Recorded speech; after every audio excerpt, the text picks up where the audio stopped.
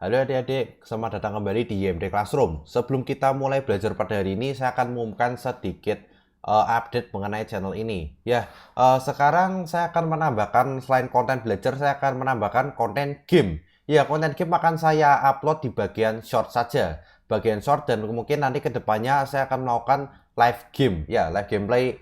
Saya akan live kayak gitu. Ya, sebenarnya saya dulu tuh VTuber yang doyan main game, tapi tahu-tahu sekarang saya jadi guru. Ya, dari VTuber jadi V-teacher, yang sebenarnya nggak gitu beda-beda amat, tapi emang namanya doang yang beda. Ya udah gitu aja. Itu pengumumannya ya, guys. Ya udah, nggak usah lama-lama lagi, langsung kita mulai belajar. Hari ini kita akan belajar mengenai alur pengiriman data pada komputer dan laptop. Ya udah nggak usah lama-lama, kita gaskan aja ke classroom. Ya ini PPT yang sudah saya siapkan. Oh ya, ngomong-ngomong aku sudah ngupload sedikit konten game tuh mulai dari kemarin, tapi aku baru announce hari ini. Cuma laka beneran. Yaudah, alur pengiriman data pada komputer dengan laptop. Ya, sebelum saya mulai, saya perkenalkan diri saya lagi. Ya, nama saya Kanagawa Yamada. Saya dari Virtual Teacher ID, boleh dipanggil Mas Yamada atau Kak Yamada atau Yamada Sensei. Saya pernah dipanggil Chef Yamada karena saya suka ngeracik modul buat Android. Ya, boleh dipanggil itu juga nggak apa-apa. Tapi kebanyakan saya dipanggil Yamada Sensei itu nggak apa-apa. Yaudah, gaskan. Ya, sebelum kita akan belajar mengenai alur pengiriman data, kita akan belajar dulu apa itu motherboard. Ya, ini motherboard yang sudah lama ya. Kenapa ini ada port salah. Maaf. Ini keyboard PS2. Astaga, acumalaka sekali aku ini hari ini. Ya, ini port PS2 ya. Ini agak acumalaka otakku hari ini karena aku barusan sembuh karena aku nih sakit sebelumnya. Sekarang barusan sembuh baru bisa ngajar lagi. Ya, ini adalah port PS2 dan ini adalah motherboard yang lama. Ya, kalau yang baru itu bentuknya mungkin agak beda-beda. Mungkin ada rasa-rasa gaming gitu. Tapi kalau begini, ini motherboard komputer ya. Dan ini saya akan contohkan dulu contoh pengiriman data via PS2. Ya, PS2 ini tuh bukan konsol PS2, tapi memang namanya port PS2. Ya, ini saya mulai dari keyboard PS2 ya. Dari keyboard PS2 akan menuju ke port PS2. Dari port PS2 kita akan melanjutkan ke I/O controller atau SIO controller. Biasanya zaman sekarang tuh kebanyakan sudah pakai SIO controller lagi ya, sudah bukan I/O controller lagi. Jadi kita sekarang pakainya SIO controller. Dari SIO controller ini akan diteruskan ke South Bridge, lalu ke North Bridge, habis itu ke RAM ya. Jadi data yang sudah diinput dari keyboard ini akan masuknya itu ke RAM. Sampai sini saya rasa sudah cukup jelas ya ini. Mungkin kita coba contohkan lagi. Misalnya kita ganti, misalnya mouse PS2 ya. Mouse PS2 ini kita akan langsung ke port PS2, kemudian akan ke SIO controller atau I/O controller, tergantung motherboardnya adanya apa. Lalu kemudian ke South Bridge, North Bridge, lalu data yang sudah diinput dari mouse itu akan dimasukkan ke dalam RAM sini. Nah, udah ya, seperti itu. Dan ini juga alasan kenapa kok RAM itu kok travel datanya kok cepat sekali. Ya iyalah, kalian misalnya mau apa menginput data kok malah delay. Wah, itu malaka itu. Kalian misalnya ngetik A, itu mungkin berapa detik kemudian baru muncul di layar A. Itu kalau RAM-nya tuh lambat banget. Makanya tuh RAM tuh sekarang tuh coba tebol. Ya, gas. Ya, ini adalah closer look dari keyboard PS2. Dan ini kita juga punya port PS2 juga. Ya, ini contoh keyboard PS2 dari Logitech ya. Logitech ya. Ini keyboard PS2 dan ini portnya ya. Ini portnya warnanya ungu. Kebanyakan kalau keyboard tuh warnanya ungu, tapi kalau misalnya kayak mouse itu warnanya tuh hijau ya, guys. Adik-adik, ya aku panggil kalian apa ya nanti? Adik-adik apa, guys ya? Ya udah, buat semua umur saya panggil adik-adik aja ya. Ya udah. Ya, ini pokoknya sudah contoh dari keyboard PS2 dan port PS2 port. Ya ini. Ya, terus ini adalah gambar I/O controller dan SIO controller. Ya, ini yang I/O controller. Itu singkatannya itu adalah input output. Dan ini adalah chipnya. Mereknya ITE ya. Jadi zaman dulu tuh misalnya ada orang yang laptopnya tuh rusak, terus tukang servisnya bilang, waduh, ini ITE-nya rusak ini. Itu sebenarnya itu cuman merek doang. Yang bener tuh I/O controllernya tuh rusak. Tapi zaman sekarang kita pakainya sudah SIO controller, super input output. Nah, ini contoh chipnya, mereknya SMSC. Ya ini. Terus ini ada nomor serinya ini. Nah, ini ya. Ini gambaran chipnya dari closer look-nya aja. Nah ini saya rasa sudah cukup jelas. Ya, ini kita akan bahas mengenai South Bridge dengan North Bridge. Ya, ini gambaran dari South Bridge dan ini North Bridge. Keduanya ini sama-sama putih ya. Dan coba sekarang saya tanya, di manakah letak CEO controller atau IO controller? Coba yang mana, hayu? Hehehe. Ya, buat yang nggak tahu, itu adalah terletak di dekat, bukan di dekat, di ujung motherboard. Iya, sebelah sini. Iya, ini adalah kayaknya IO controller ya. Saya kurang tahu ini antara IO atau CEO ya. Nah, misalnya nih, ini ya, nanti aja saya jelasinnya biar sekalian. Nah, sekarang kita bahas mengenai RAM. Ini adalah contoh RAM DDR4. Ini mereknya King Spec ya. Waduh, King beneran ini. DDR4 berapa giga ini nggak ada tulisannya. Ini XXGB ini. Ini berapa ini? Kalau misalnya aku bilang X itu kan 10. Double X berapa? 100. Nggak tahu sih, aku ngasal. Tapi misalnya kayak nanya, Chef Yamada, apa bedanya DDR4, DDR3, DDR2, DDR1, dan DDR biasa? Waduh, gampang sekali. Ini, ada bagiannya ini. Ini adalah perbedaan antara RAM DDR, terus DDR2, DDR3, dan DDR4. Note ini untuk RAM komputer ya. Jadi kalian bisa perhatikan bagian ini, apakah perbedaannya itu terletak pada di ini, apa namanya, copotannya ini. Emang agak-agak mirip antara DDR dengan DDR4 ya. Coba kalian perhatikan bagian sini dan sini. Tapi kalau kalian mau coba masukin RAM DDR ke DDR4 itu nggak bakalan bisa ya. Udah jelas karena udah beda tipe, mesti motherboardnya nggak bakal mau. Ya ibarat kamu mau nyolok HDMI ke VGA itu nggak bisa tuh, harus ada konverternya itu. Tapi kalau RAM gini kayaknya nggak ada konverter dari DDR ke DDR4 ya. Lagian RAM-nya perasaan kan lebih lambat DDR daripada DDR4 kan? Ya deh. Wong DDR4 kan di generasi terbarunya. Cuman sih sekarang perasaan udah ada DDR5 ada perasaan dah. Kayaknya loh. Aku kurang ngikuti buat yang komputer tapi kayaknya begitu. Yaudah.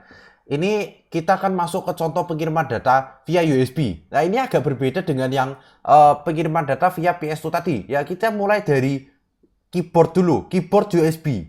Ini kita nggak melewati IO controller dan CEO controller. Jadi kita langsung masuk ke South Bridge ya. Dari South Bridge datanya ke North Bridge dan data yang sudah diinput dari keyboard ini akan simpannya di RAM. Nah ini kita akan bahas solusi kalau misalnya kalian punya IO controller atau CEO controller yang rusak pada komputer. Nah itu kalian bisa coba pakai keyboard USB ini. Kenapa? Itu nggak melewati CEO controller atau IO controller. Misalnya nih, kalian punya komputer yang jadul. Biasanya kalian pakai PS2 controller, PS2 portnya itu. Itu nggak jalan. Itu kemungkinan yang rusak bukan keyboardnya. Misalnya kalian tes keyboardnya itu di komputer lain, kalian coba, oh kok normal? Oh berarti itu bukan masalah keyboardnya. Masalahnya tuh kebanyakan ada di CEO controller itu. Kalau portnya tuh kebanyakan jarang sekali rusak ya. Kecuali kalian disiram air itu konslet itu. Nah, itu malah supaya rusak itu. Cuma laka beneran. Yaudah, guys, next. Ya ini untuk menambahkan data ke monitor. Nah ini untuk menambahkan data ke monitor ini, datanya itu kita ambil dari RAM dulu. Dari RAM dulu kita akan masuk ke North Bridge. Jadi ini nggak ke South Bridge tapi langsung ke North Bridge saja. Habis itu tuh kita langsung ke GPU. Ya, habis GPU langsung gaskan ke monitor. Ya buat yang nggak tahu GPU apa nanti kita bahas kok. Santai aja.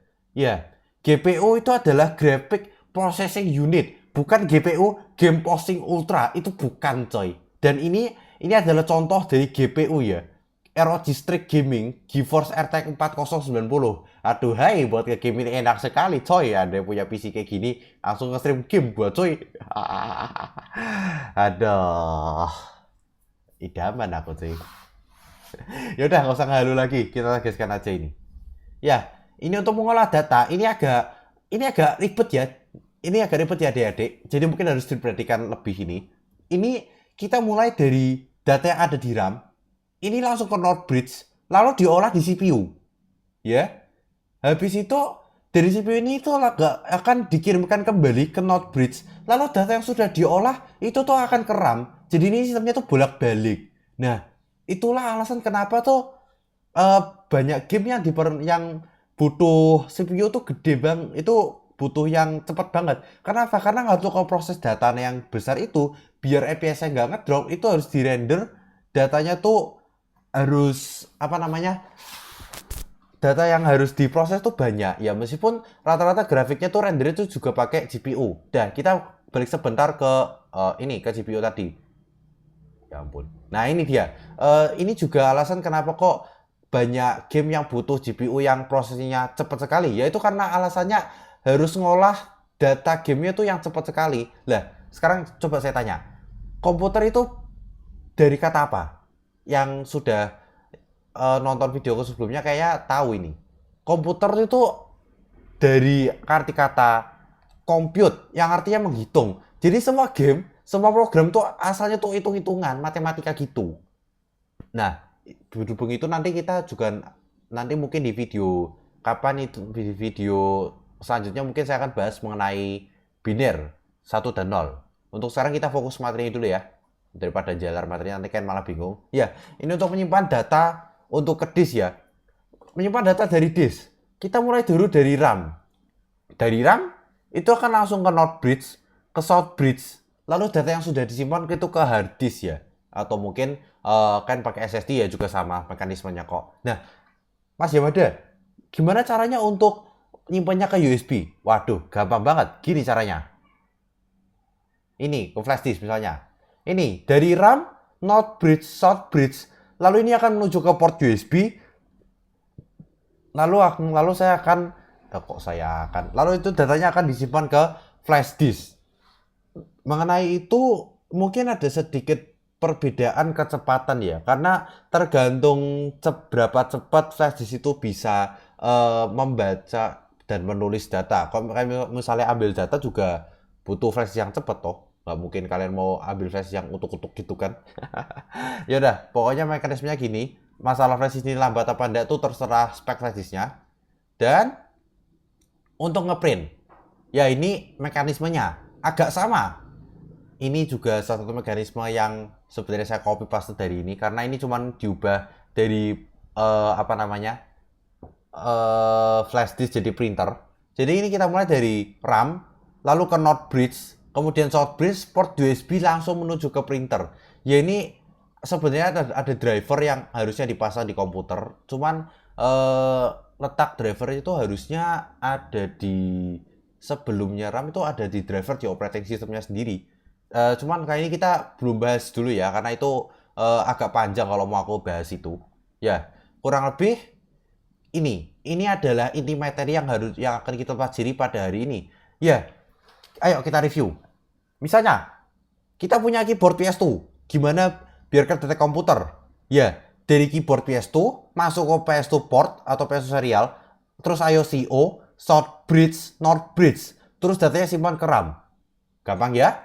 Punya mouse PS2, gampang. PS2 serial, IOCO, South Bridge, North Bridge, selalu ke RAM. Gampang ya? Nah, mau ngolah data? Gampang. Dari RAM, North Bridge, CPU, balik ke North Bridge lagi, terus data yang udah ke RAM. Nah, isi ya. Mau dari USB? Bisa. USB, South Bridge, North Bridge, ke RAM. Nah, gampang toh?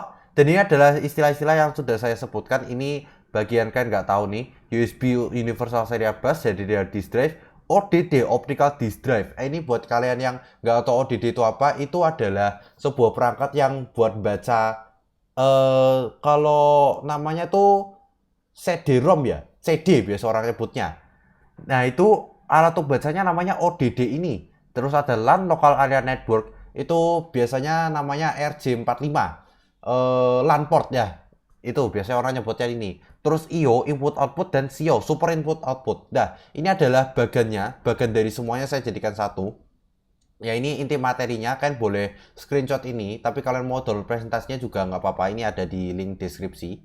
Dan kurang lebih, ya sudah, terima kasih. Terima kasih yang sudah denger ocehan saya. Dan ini sebenarnya kostum saya pas saya masih sebelum saya upgrade kostum jadi kayak gini. Ya, kurang lebih gitu. Terima kasih yang sudah nonton, terima kasih yang sudah mau belajar, dan Jangan lupa like, komen, dan subscribe. Dan bagikan kepada orang-orang yang memerlukan. Makasih.